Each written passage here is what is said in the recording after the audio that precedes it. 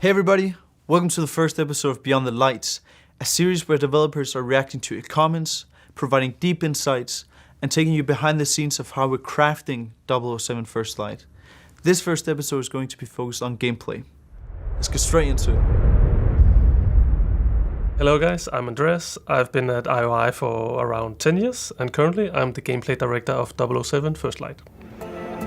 Now, let's see what all the fuss is about. Let's go.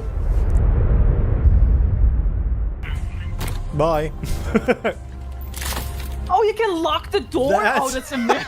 I appreciate that they broke it up, where the underlings may not know everybody involved. They're an underling. Like, they wouldn't know everybody that's working that location. But the people in charge would. So you can't bluff them in the same way. I knew from like Hitman and Stealth, like you have many different ways to achieve your objective, but I also love how many options you have in combat. Yeah, exactly like that actually. Like we had a similar concept in Hitman with the enforcers.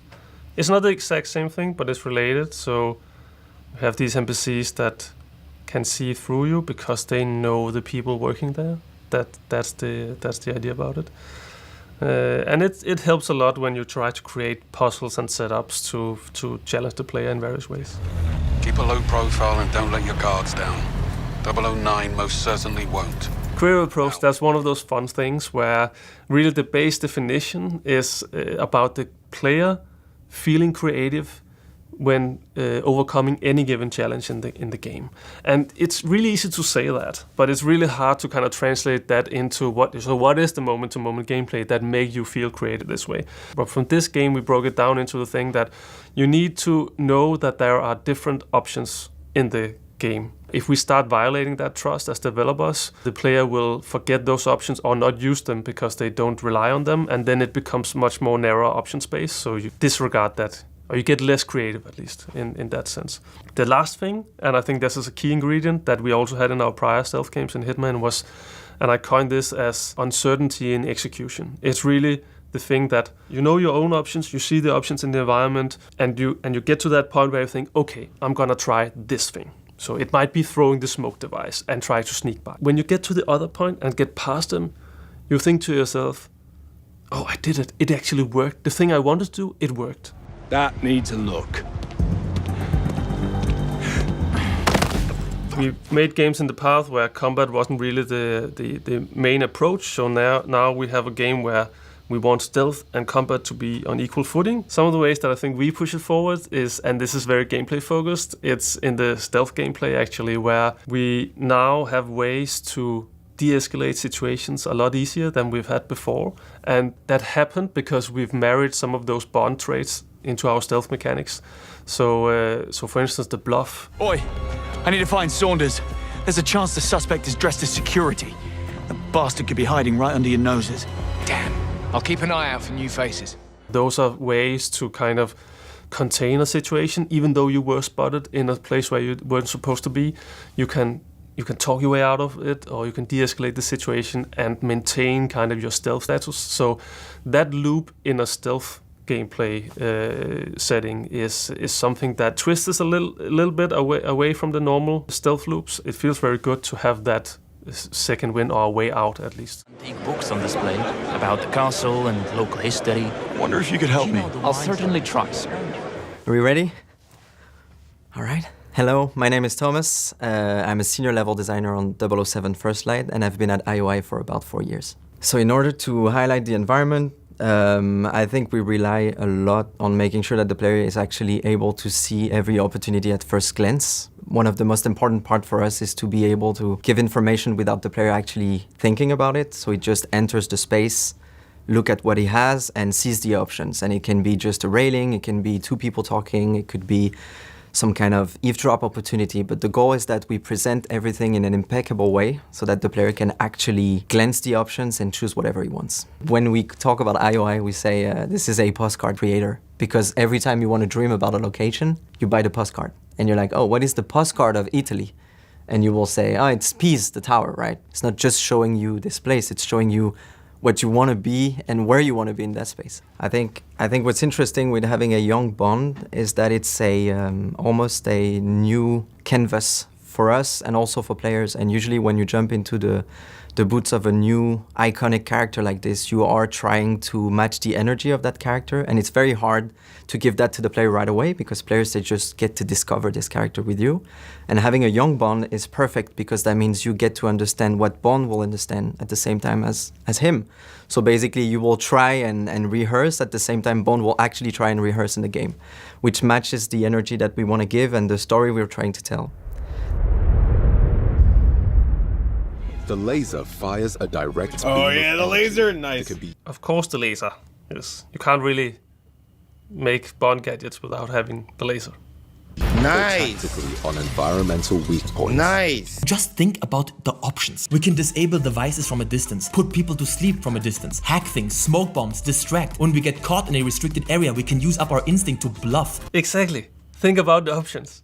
This is funny because obviously we've been in various stages of development on this project, right? And in some of these stages, also in-house, we've talked about, do you have enough options? What it's like? And you had so many options with the games we did prior to this, and it doesn't feel like we have the same. And when you look at them side by side now, Hitman and Bond, you can feel you have a lot more options here. Some of the things that in gameplay make you actually feel like James Bond is some of the things that you know from the movies also. It's unique moments where you see Bond fighting on an airplane wing, for instance. So in those moments you will feel like Bond. On top of that, there's obviously the gadgets, which is a key component of any Bond movie and obviously should be in a game too. We always started too big by having so many options that it actually becomes very hard to see all of them. And then we just prototype and test and iterate and test, and we end up with a few that we really like. And the rule from every mission and every encounter, rather social or combat, is to make sure the player has at least 3 or more different ways to solve one option and one puzzle or one situation. But there are some of these iconic things, like the laser. That's iconic, right? So we really wanted that in somehow. So what kind of object does the laser fit on, right? And we also wanted them to distinct from each other. So if we had a thing for the watch, you've seen the watch being the laser in the movies, but we had other things that we also wanted the watch to be. So how can we marry those things, right? When it comes to gadget, I think the essential part for us was to make sure we provide the players with enough opportunities to use them. If the player wants to test something and use a gadget somewhere, it should behave the way the player think it should behave. And I think it was just us having fun and trying to find the best way to have fun with those gadgets. All that in mind with what Bond is and how he should use gadgets. Because we all know Bond in the movies, he always uses the gadgets at the last second for the wrong usage, but it works. And I think we also want to provide that, this kind of uncertainty, but you can still do it. Oh. Right in the foot, and you see the guy actually go down by the foot. Yeah, you do. Yeah, dude. He can climb this, which wasn't that way at all. It actually got knocked down after it got exploded. Look at him yeet the dude, and then kick his shotgun up into his hand. Oh, no, that's fire. This is like exactly what James Bond would be doing. Holy God. But that destruction is what we're talking about. Ooh, ooh. Having been He's grabbing stuff, ramming them, pushing them over the ledge. I love the rushing. The melee combat looks great. It looks quite versatile, and I like that. The hand-to-hand combat does look kind of neat, not gonna lie. I'm sorry, I'm very excited. Nice. Nice. Nice. The throwing stuff is doing it for me. God, I love this. God, I love it. I also love it. Sometimes, James. Yeah, and obviously it's about adding all these moves so you can use the environment and you feel you have the range of the tools to do what you want, right? And you see here, you ram into things, you throw things from the environment, you throw people around over the environment into the environment, and it's giving you a sense of improvisation, which is really Bond's signature way of doing close combat, in this game at least. Also what you know from some of the movies. My favorite environment interaction is probably the fire extinguisher.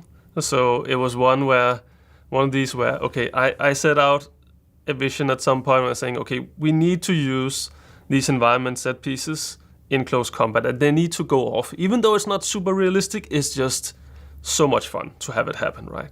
So, and the signature first attempt was the fire extinguisher. So you grab somebody, you throw them into a fire extinguisher, and that fire extinguisher blows up. And it can blow that guy back in your face, or it can blow up other people surrounding him and whatnot. And the instant we tried it, you just laugh out loud. It's like so fun. So now it got all over the place, like with cement bags and scaffolding. Throw people into those, and it blows up. Yeah, you can shoot them in the feet now. We implemented something where we actually register that as not a direct kill. So this is a way to go through our spaces in a way that you don't kill anybody, even though we force combat on you in some specific cases. We make it so you can clear challenges in this way and clear these spaces without technically killing anybody. I recently tested another level where I had a similar sequence. I was shooting somebody and I ran out of bullets, and the most effective thing was to climb up a few stories onto a platform. I did that, but when I got there, I had another NPC in my face and I punched him, and I needed to take him out fast, so I grabbed him, threw him over the railing, realized I still didn't have a gun, so I jumped after him, took his gun. There was another guy in my face, and I shot him, but I ran out of bullets, so I threw the gun. That took out the guy, and ran to him, took up his weapon, and fought on. And it was just, I had to pause the game and put my controller down. I was like, yes, it's actually happening naturally, the flow of events that we set out to do. I think level design-wise, when we build combat arenas and encounters, the goal for us is to make sure the player has enough options to use all the mechanics we have, so gadgets, guns, and melee. And I think to be able to achieve that, the best way is to provide moment-to-moment and second-to-second options for the player to always be able to move around and always move forward. That's the main thing we try to have, is that the player has to go forward and he has to be able to actually always find options. And that means we're not specifically a cover shooter. We don't want the player to stay and stick to one place. We want him to move around and switch between combat range and also combat melee. And that means also using all the different things around to provide that. So combat scenarios are pretty different based on the mission and the context, right? So I think we have very guided combat moments where the player is there, everybody knows he's here and he's been seen, and you have to fight your way through, like every classic Bond movie. And in that sense, we usually provide forward momentum with guiding the player towards a very essential and visual element, so that you always know where you need to go and you're not lost, so that you can also focus on the combat mechanics we have, moving forward, going from melee to range, and also trying to find your way through with gadgets. In our previous games, combat, both range and close combat, was really a last resort for players. So this time around, we knew we had a protagonist that really, in James Bond, that really wanted a good combat experience. So we knew we had to craft that. We wanted it to be dynamic and reactionary and have that improvisation feel, as we know from James Bond as a character. And then I think the ultimate challenge was really the fact that we have these open gameplay spaces where we wanted the player to have total freedom, and you can choose whatever route you want. Do you want to do stealth? Do you want to do close combat, or anything in between, right? And for that to actually make sense for the player, we knew we had to craft a combat experience that was on par with the stealth experience. Some of the aspects in range combat in our game that we really wanted to highlight or emphasize on was the feeling of shooting a gun, right? You also need all those base level of functionality and feel that you have from other key shooter games, right? So we wanted that sound experience to be deep and impactful, and we spend a lot of time crafting explosions, right, to have that feel that feels like a beefy, meaty explosion.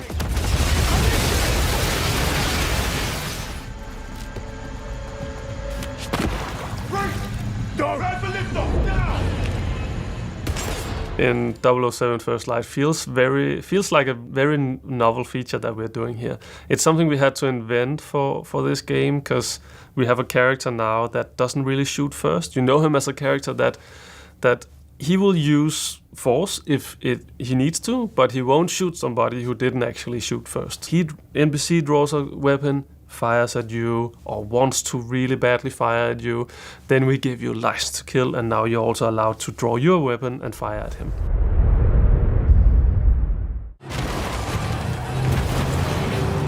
That's the car.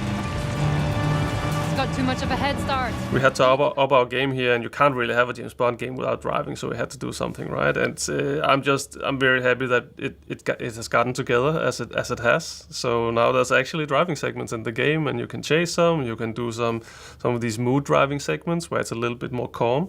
That's usually introductions to levels, and then you have some high octane chases to have fun with.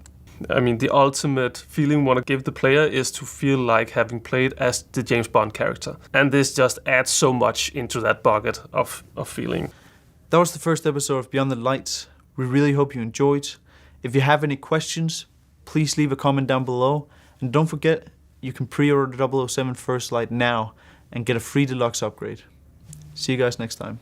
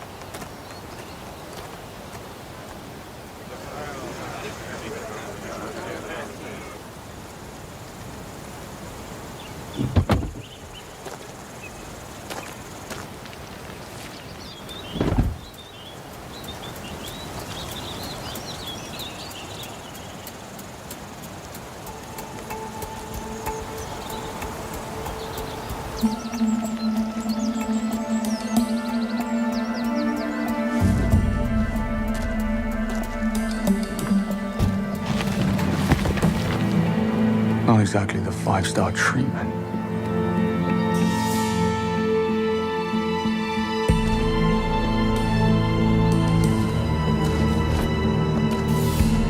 No harm in stretching my legs.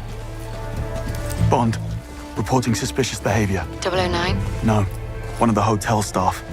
Strangest looking bellhop I ever saw. He was mishandling luggage. Are you joking? What are we, the local tourist board? I guess he had to be there.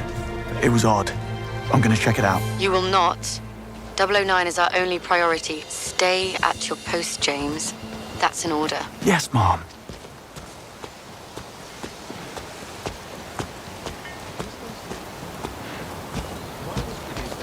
They had poor taste, if you ask me, and got what they deserved. Pardon me? Need to see a man about a bag. Missed him. Afternoon, sir. Staff and press only. Oh, damn. Forgot my press badge. You're not the first. Can I duck through? I need to catch up with that bellhop. Show me your ID and all's good.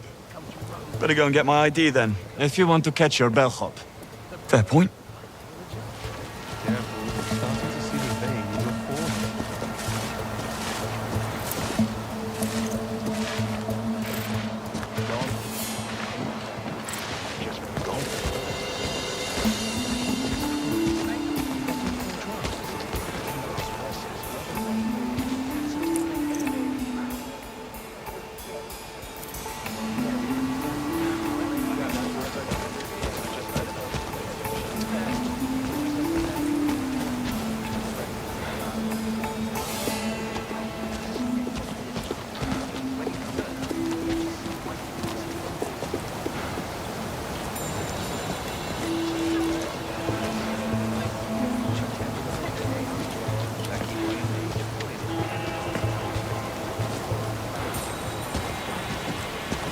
Do you think I could get Gretchen Wong's autograph on my daughter after the game?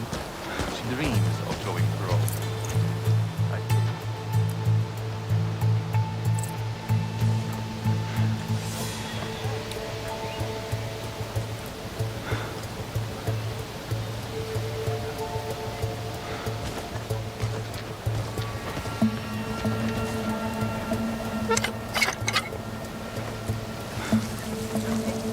What's that?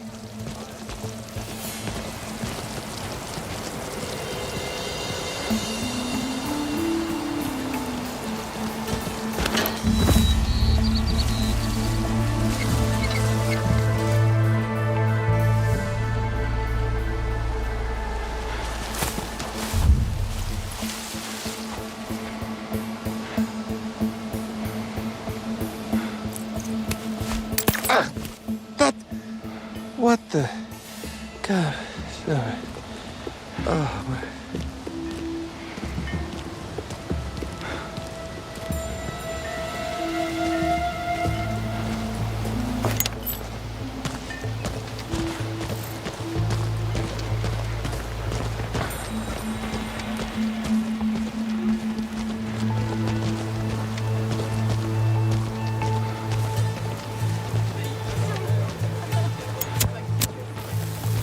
What?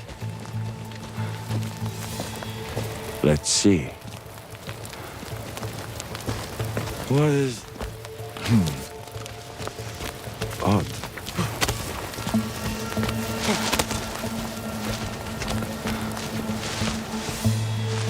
The one in the dining hall? Yeah, I checked it long ago. Wasn't so hard. I mean, correct. Think you open? You know where it is. Imagine if the hotel owner could. Besides, I couldn't find a locking mechanism. Gate crashing a black tie event. Haven't done that since final year. I'm not really a wine person. No, but are you? What? Ken Banks, penetration tester. I need to have a stern word with your manager. Good to have you on the team.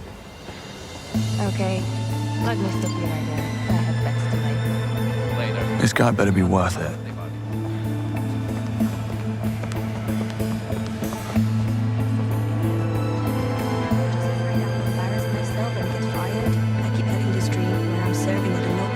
Don't mind me, ladies. Good afternoon, sir. Which room is he in? Dunno. But he's getting an extra mint on his pillow. That's for sure.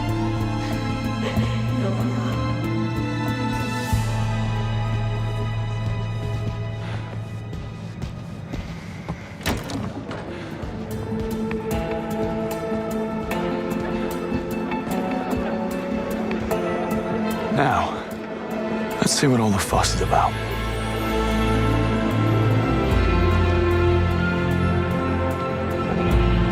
There's Greenway.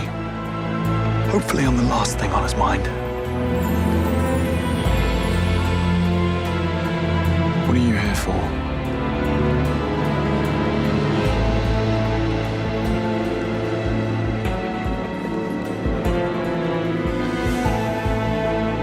I've got to get back down there. Chose a Scotch opening. I literally have no idea what you just said. Kingsley alert. Best not get spotted just yet. Need to build a case first. Introducing bold tactical possibilities. Catch the momentum.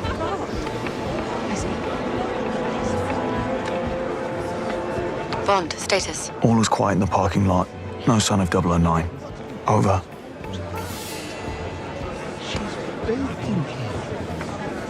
How do you do? Where have I seen him before? I think he models for Alexander Dupin. Oh, right. Now, where do you go?